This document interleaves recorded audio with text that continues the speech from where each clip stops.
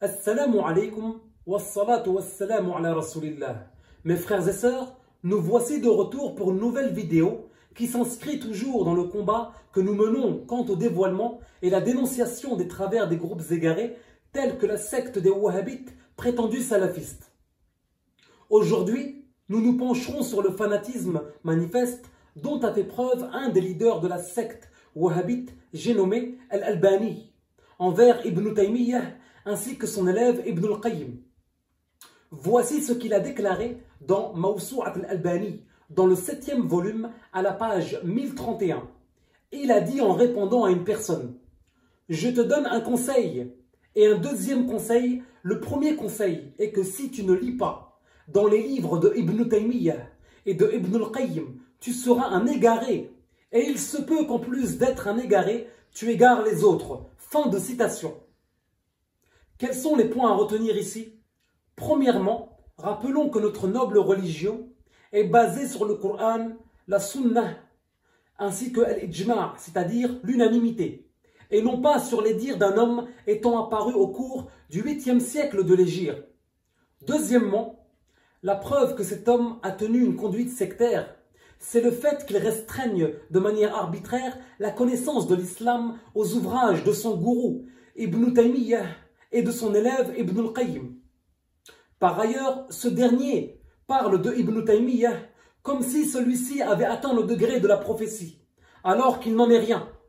Combien même Ibn Baz a proféré à tort le même mensonge dans cet ouvrage intitulé Al-Imam Ibn Baz.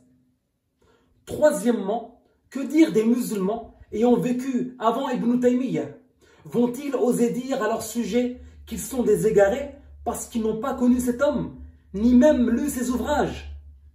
Pour finir, les gens de Ahl Sunnah ne tiennent jamais de tels propos qui reviendraient à dire, par exemple, que si tel ou tel musulman n'a pas lu les ouvrages de l'imam Nawawi, qu'il serait un égaré qui pourrait égarer autrui.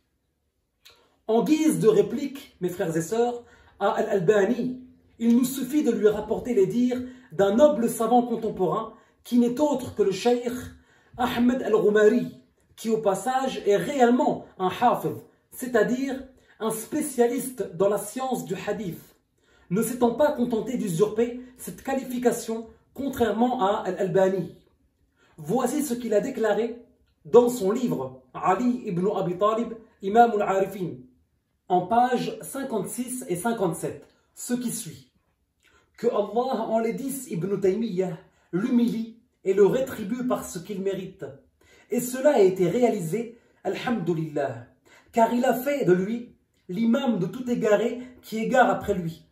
Et il a fait de ses livres une source d'égarement, de sorte que personne n'a lu ses livres et ne leur a accordé une grande importance, sans devenir un imam de l'égarement de son époque.